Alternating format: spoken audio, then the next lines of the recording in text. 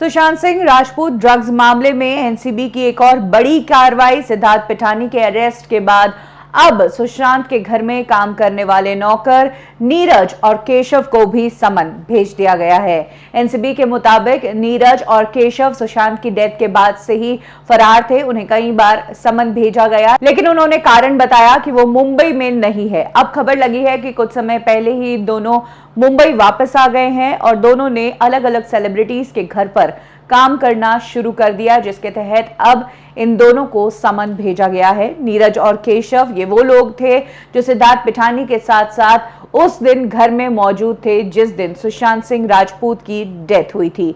In fact अगर बात करें नीरज की, तो नीरज ने कई सारे मीडिया इंटरव्यूज भी दिए और उसने ये भी खुलासा किया कि सुशांत सिंह राजपूत के रूम में एक मरवाना रोल्स का बॉक्स था। रिया चक्रवर्ती जिस दिन घर छोड़कर गई थी उस दिन उस बॉक्स में 4-5 रोल्स रखे हुए थे, लेकिन सुशांत सिंह राजपूत की डेथ वाले दिन जब उन्होंने वो बॉक्स देखा तो वो बॉक्स खाली था। हालांकि अब सवाल यह है कि नीरज को उस बॉक्स का ख्याल क्यों आया, क्यों उन्होंने ये बॉक्स देखा और क्यों उन्होंने इस बॉक्स वाली या मरवाना रोल्स वाली या इस मामले को ड्रग्स एंगल में मोड़ने की कोशिश की।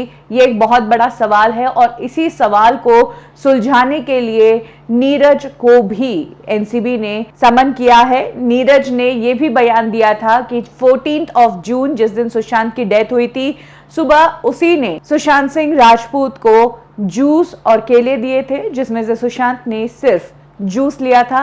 नीरज ने बताया कि ये सुबह अर्ली मॉर्निंग की बात थी। सुशांत सिंह राजपूत की डेथ को 1 साल होने वाला है और उसके कुछ ही दिनों पहले एनसीबी की ये कार्रवाई इसलिए की जा रही है क्योंकि एनसीबी ने बहुत सारे लोगों के इलेक्ट्रॉनिक एविडेंसेस को जब्त किया था और उन्हें फोरेंसिक लैब भेजा था डेटा रिट्रीव करने के लिए, जिसमें रिया चक्रवर्ती, शौविक, इनके भी मोबाइल, लैपटॉप, हार्ड डिस्क ये सब लिए गए थे। और माना जा सकता है कि ये डेटा रिट्रीव होने के बाद ही एनसीबी को कुछ ऐसे मजबूत सबूत मिले हैं जिसके बाद सिद्धार्थ पिठानी को डायरेक्ट अरेस्ट किया गया और अब नीरज और केशव को हाजिर होने के लिए कहा गया है।